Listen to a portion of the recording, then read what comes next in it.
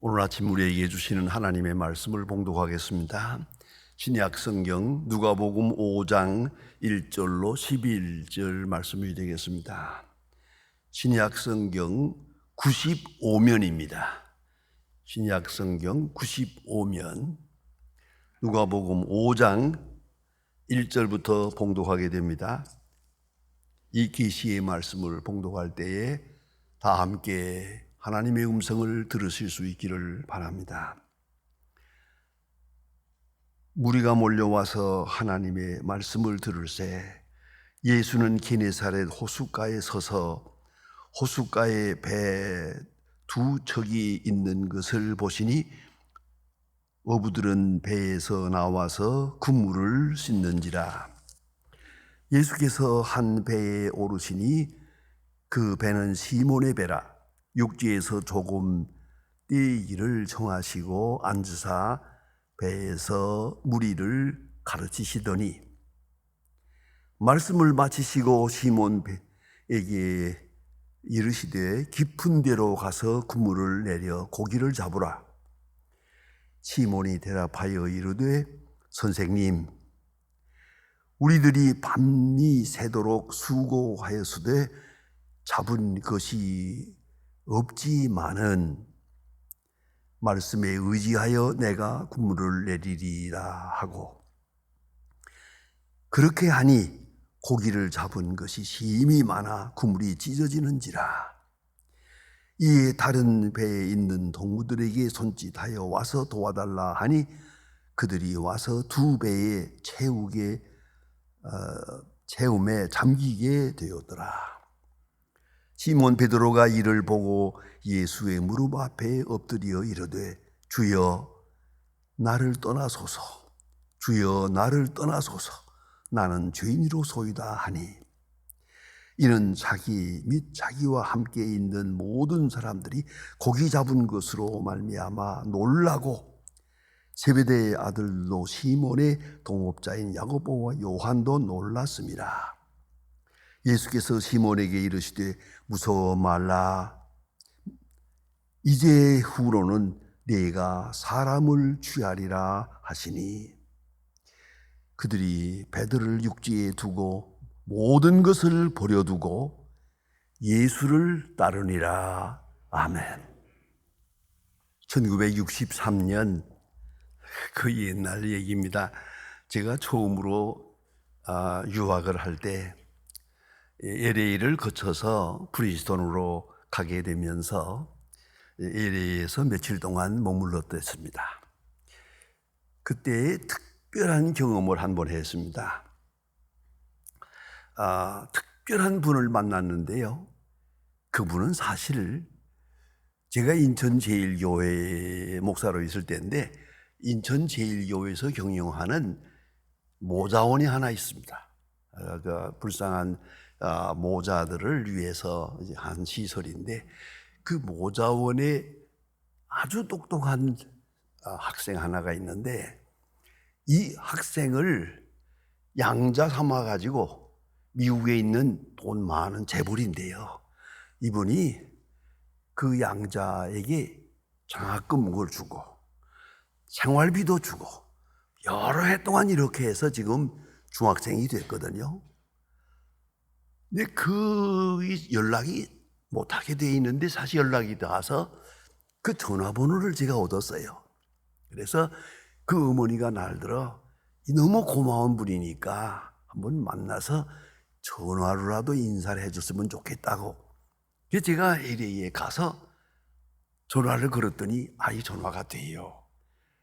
그리고 이 노인이 반갑다고 자기 차를 가지고 나를 데리러 왔어요. 그리고 자기 집을 한번 구경시키고, 그리고 뭐 집에 음식할 분이 없다고 그러면서 저녁에 식당에 가서 식사하자고 식당으로 초대받았어요. 미안하지만 그 후로 일생 동안 그렇게 화려한 식당은 처음 가보았어요. 정말로 화려하고 굉장한 그런 식당에 들어갔는데 이 둥글둥글하게 이렇게 손님들이 앉아 있는데 놀란 것은 그 산데리아 등불 얼마나 화려해요. 그 등불이 사방에 매달려 있는데 그건 다 완전히 꺼버리고 내가 앉은 식탁에는 조그마한 촛불 하나 켜놓고 그 촛불도 또 빨간 가스로다 씌워놓았어요. 이렇게 유리가스를. 그러니까 정말 어둡죠. 이렇게 하고 식사하라는 거예요. 정말로 수저가 어디 있는지 더듬어야 될 정도로 어두워요. 이렇게 하고 어두운 가운데서 식사를 하도록 하는 것을 보고 내가 가만히 있겠습니까? 공부하러 간 사람인데. 그래서 거기에 나이 많은 아주 원숙한 그런 웨이터가 왔어요. 제가 그 웨이터에게 내가 물어보았어요. 서툰 영어로다가 내가 참 이상하다. 이 화려한 산데리아 등은 다 불을 꺼놓고 왜 이렇게 촛불 하나 켜놓고 그것도 가스로 씌워놓고 어두운 데서 식사하라는 거냐? 그거 이상하지 않느냐? 내가 그걸 좀 알고 싶다 하고 물었더니요, 이 노인이 껄껄 웃으면서 아주 좋은 질문을 해주었다고. 그리고 일장 연설을 하는 거예요. 그거 내가 일생 잊을 수 없습니다. 너무 중요한 얘기니까요. 절대로 이렇게 말하는 거예요. 이렇게 촛불을 켜놓고 불구스레한 불빛에다가 비추어 보면서 식사를 하면 맞은편에 앉은 사람이 미인 아닌 여자가 없고 미남 아닌 남자가 없대요. 불구스레한 촛불에 비추어 보면 예뻐진다가 말이에요. 이걸 잊지 말아야 합니다. 그 말은 뭡니까? 예? 밝은 빛 앞에는 미안하지만 미인이 없어요. 그 많은 화장빨 다 거짓말이에요. 밝은 빛 앞에는 다 꼴불견이에요, 그거. 그런데 화장을 할 때는 이렇게 불구스레한 불빛에다가 비춰봐야 불구스레하게 예쁘게 보이는 거예요.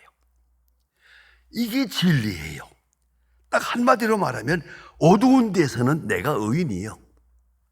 그러나 밝은 빛 앞에는 나는 고개를 들 수 없는 죄인이에요. 그걸 잊지 말아야 합니다. 우리가 다 나름대로 잘났다고 떠들어요. 다 밝은 빛을 보지 못했기 때문이에요. 하나님의 밝은 빛 앞에 비춰보면 아무도 고개를 들 수가 없어요. 모두가 다 죄인이고 또한 그 죄인 된 가운데서 은혜로 살아간다는 걸 깨닫게 되죠.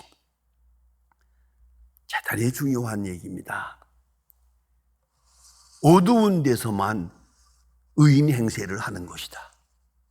밝은 빛 앞에는 의인은 없다. 하나도 없다. 그리고 우리가 모든 부끄러운 일들이 그 밝은 빛 앞에 다 노출될 거예요. 그런 거로 겸손해야 되고 그런 거로 온유한 마음으로 하나님을 대해야 된다 하는 말입니다. 오늘 본문 말씀에 보면 사도 베드로가 회개하는 장면이 나옵니다. 주여 나를 떠나소서 나는 죄인이로소이다. 주여 나를 떠나소서 나는 죄인이로소이다. 여러분 깊이 한번 묵상해 보세요. 어떤 죄인이란 말입니까? 무슨 죄를 지었다는 말입니까? 일반적으로 모든 사람이 다 죄인이다 뭐 그런 뜻으로 하는 말 아니에요. 구체적으로 무슨 죄를 지었다, 지금 무슨 죄를 자복하고 있는 겁니까? 특별한 죄요. 보편적인 죄의식이 아닙니다. 베드로는 전문적인 어부입니다. 이 갈릴리 바다에서 일생 동안 물고기 잡은 사람입니다. 그런가 하면 예수님은 지금 30살 난 분인데 베드로에 비해서는 젊은 사람입니다. 그런데 목수입니다. 직업이 목수입니다. 한마디로 말하면 어부가 목수에게 이래라 저래라 하는 거예요. 이건 말이 안 되는 거죠. 한평생 이 바다에서 물고기를 잡은 어부가 지금 낯선 사람 청년 목수가 저기 서서 베드로야 깊은 데 가서 그물을 내리라, 이게 말이 됩니까? 이건 있을 수 없는 일이거든요. 언어 도단이죠. 특별히 베드로는 밤새껏 수고해서 얻은 것이 없었거든요. 여러분, 그 물고기라는 것이 그냥 그 넓은 바다에 널려 있는 게 아니에요. 때를 지어서 나름대로 가족을 이루어 가지고 이리 몰리고 저리 몰리는 거예요. 이걸 만나야 잡는 거지, 못 만나면 밤새껏 수고해도 빈 구물이에요. 한 마리도 못 잡는 거예요. 이건 이런 겁니다. 그래서 이 밤새껏 수고해서 한 마리도 못 잡았어요. 그리고 지금 그물을 씻어서 놀고 있는 거예요. 이런 상태예요. 그런데 예수님께서 그 베드로에게 깊은 데 가서 그물을 내리라 얘기합니다. 이게 말이 되는 겁니까? 아마도 이때 바로 이 시간입니다. 베드로는 밤새껏 수고한 실패의 경험이 있습니다. 근데 이 사람에게 말씀합니다. 그물을 내리라. 베드로가 대답하는 말을 들어보세요. 밤새껏 수고해서 얻은 것이 없습니다. 많은 말씀하시니 그물을 내리리이다. 난 그때 그 순간에 베드로의 심정을 좀 짐작해보고 싶어요. 밤새껏 수고해서 잡은 것이 없습니다. 많은 말씀하시니 그물을 내리리이다. 거기다가 괄호하고 한 줄 넣었으면 좋겠어요. 못 잡을 건 뻔하지만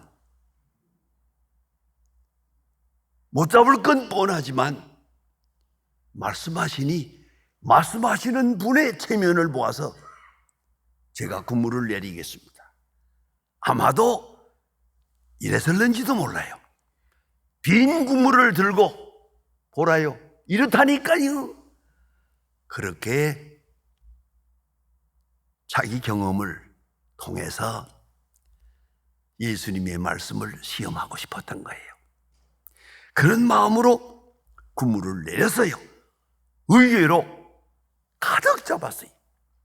그물이 찢어질 정도로 물고기를 많이 잡았단 말이에요. 깜짝 놀랐습니다. 베드로는 모르지 자기 경험을 확증하고 싶었어요. 밤새껏 수고해서 잡은 것이 없습니다. 아니, 오늘도 안 됩니다. 더구나 깊은 데 가서 그건 안 됩니다. 자기 경험을, 한평생 한 경험을 확증하며 자기 자신의 정체를 드러내고 싶었던 겁니다. 여러분, 여기서 생각해야 합니다. 믿음은 곧 순종입니다. 순종과 믿음의 관계는 아주 특별합니다. 믿음이 있으면 순종하고 순종이 있어야 믿음입니다. 이걸 잊지 말아야 합니다. 이 의지적인 믿음을 생각합니다. 이 순종이라는 것은 그렇습니다. 지적인 순종이 있습니다.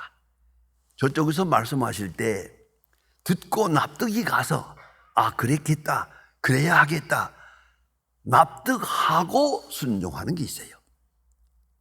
납득하고 이성적으로 이해하고 즐거운 마음으로 순종하는 게 있어요. 또 하나는 정서적 순종이 있습니다. 그죠? 말씀하시는 것이 마음에 들지는 않지만은 평생 늘 사랑받았으니까, 내가 신뢰하고 존경하는 분이니까 납득은 가지 않지만은 저분이 말씀하는 거니까, 좋은 뜻으로 하는 말이니까 받아야 드려야지 라고 하는 정서적 의미의 순종이 있습니다. 세 번째는 이와는 다릅니다. 납득이 가지 않습니다. 왜 그러해야 하는지 모르겠습니다. 자기 경험으로 봐도 이해가 되지 않습니다. 자기 지식으로 봐도, 자기 이성적 판단으로 봐도 납득이 가지 않습니다만은 말씀하시니까, 말씀하시는 분에 대한 신뢰 때문에 순종합니다. 이거는 의지적 순종입니다. 이걸 잊지 말아야 합니다. 여러분 너무나도 잘 아는 말씀입니다. 구약 성경에 보면 창세기에 아브라함이 75세에 하나님의 음성을 듣습니다. 하나님의 음성을 들을 때 두 가지 약속을 합니다. 하나는 내가 네게 땅을 주리라, 그리고 자손을 주리라 약속했습니다. 25년을 기다렸습니다. 그런데 그 아내 사라는 애를 낳지 못했습니다. 그리고 벌써 단산을 한 것 같습니다. 모름지기. 이래서 아브라함의 나이 100세요, 사라의 나이 90세입니다. 모름지기 단산한 뒤라고 생각이 됩니다. 왜요? 그 하가를 주어서 이스마엘을 낳게 하는 그때가 벌써 모름지기 단산했을 때라고 생각합니다. 단산했기 때문에 이런 결단을 한 줄 압니다. 그런 합의가 된 줄 압니다. 이스마엘이 벌써 14살이에요. 바로 이때, 그러니까 아브라함 100세, 사라의 나이 90세, 로마서 분명하게 말합니다. 로마서 4장에서 말하기를 19절에서 죽은 것과 방불한 가운데, 죽은 것과 방불한 가운데, 여성의 생리로 보면은 단산한 지 10년이 지났으면 죽은 것과 방불하다. 생산 능력으로는 죽은 거예요. 그러니까 죽은 것과 방불한 가운데 바로 그 시간입니다. 천사가 말합니다. 내년 이때에 아들을 낳으리라. 아브라함이 너무 기가 막혀서, 그저 내가 좀 실수를 했습니다마는 제발 이스마엘이나 하나님 앞에 살게 해주세요. 이스마엘 이게 잘못되게 얻은 자식이지만은 이거 내 자식은 분명합니다. 이스마엘이라도 하나님 앞에 살게 해주세요라고 말합니다. 그러나 천사는 들은 척도 하지 않습니다. 내년 이때에 아들을 낳으리라. 이걸 어떻게 믿으란 말입니까? 인간의 상식으로, 인간의 경험으로, 인간의 지식으로 전혀 이해가 안 되는 겁니다. 그러나 아브라함이 하나님을 믿음에 그를 의로 여기시고, 로마서 4장에 있는 말씀인데 이것이 기독교 신앙의 핵심입니다. 아브라함이 하나님을 믿음에 이를 의로 여기시고, 거기서 이삭이 태어나지 않습니까? 굉장한 사건입니다. 이보다 더 클라이막스적인 사건이 있습니다. 우리는 종종 이 말씀은 성경을 읽지만은 별로 해설하지 않습니다. 그러나 중요합니다. 마리아가 천사의 말씀을 들을 때 천사가 말합니다. 네가 아들을 낳으리라. 마리아가 대답합니다. 가장 상식적인 겁니다. 저는 남자를 모르는데요. 저는 결혼하지 않았고 남자를 모르는데요. 제가 어떻게 임신하겠습니까? 그런 얘기 아닙니까? 남자를 모르는데요. 천사가 말합니다. 하나님의 능력에는 못할 것이 없느니라. 그리고 말합니다. 누가서 1장 38절에서 말합니다. 주의 계집 종이 오니 말씀대로 내게 이루어지이다. 이것을 허락하는 순간 그는 인간 세계에서 벗어나는 겁니다. 자, 남자가 누군지 모르는 애를 가졌다. 이건 이스라엘 사람들에게 용납되지 않습니다. 이렇게 되면 장녀 취급을 받습니다. 이렇게 되면 누가 돌을 던지는지 모릅니다. 특별히 저는 약혼한 서입니다. 이제 약혼한 자가 어떻게 말하겠습니까? 자기와의 관계 없이 마리아가 임신했다. 저가 이 마리아를 어떻게 대하겠습니까? 사랑의 관계도 끊어지고 엄청난 사건이 앞에 있습니다. 인간적으로 생각하면 상상할 수도 없습니다. 그러나 마리아는 말합니다. 주의 계집종이 오니 말씀대로 이루어지이다. 이것이 믿음입니다. 믿음의 클라이막스입니다. 자기 경험, 지식, 모든 상식을 다 버리고 말씀만 받아들입니다. 말씀대로 이루어지이다. 놀라운 말씀입니다. 그런데 말씀에 의지하여 순종합니다. 이건 확신이 아닙니다. 의심하며 순종합니다. 말씀에 의지하여 미완성적 신앙으로 나아갑니다. 많은 하나님께서 미완성적인 신앙을 완전한 신앙으로 받아주십니다. 이것이 아브라함의 믿음이요 마리아의 믿음입니다. 베드로는 지금 회개하고 있습니다. 회개의 의미는 이렇습니다. 의심한 죄, 억지로 순종한 죄, 순종하는 가운데 기쁨과 감사가 없었어요. 그저 의심하면서 순종한 것이에요. 시몬의 십자가처럼 억지로 십자가를 진 거예요. 형식적으로는 졌지만 마음에서는 십자가를 진 게 아니에요. 마음에서는 순종한 게 아니에요. 구물을 내렸지만은 그는 순종이 아니었어요. 잡을 줄 알고 구물 내린 게 아니에요. 밤새 끝잡아 수고했지만 잡은 것이 없습니다만은 말씀하시니 내리리이다. 이것은 순종이 아니에요. 그런데 하나님께서는 이 미완성적인 이 부족한 믿음을 귀히 받으시고 구물이 찢어질 정도로 고기를 잡게 해주었어요. 이 놀라운 은총, 이 의심과 불신앙을 다 넘어서는 초월한 은총, 이 부족한 믿음을 받아주시는 은총, 베드로는 감사해서 이제 회개합니다. 주여 나를 떠나소서 나는 죄인이로소이다. 나는 이런 사람입니다. 주님의 제자가 될 수 없습니다. 나는 이런 사람입니다. 나를 떠나소서. 얼마나 굉장한 순간입니까? 그러나 예수님께서는 바로 이 순간 말씀하십니다. 네가 사람 낚는 어부가 되리라. 네가 내 제자가 되리라.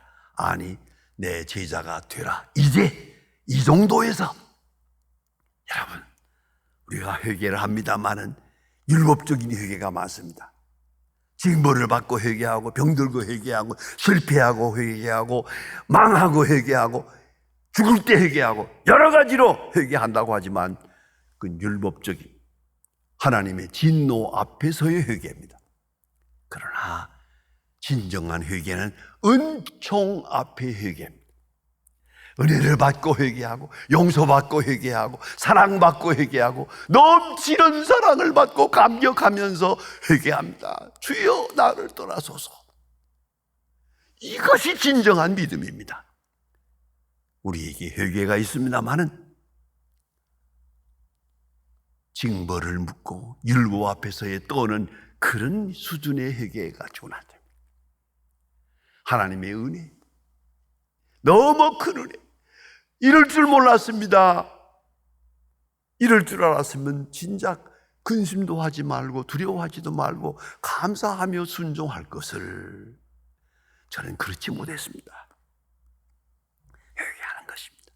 이 같은 회개, 하나님의 은총 앞에서의 회개, 그 은총 앞에서 자기의 부족함을 깨닫게 됩니다.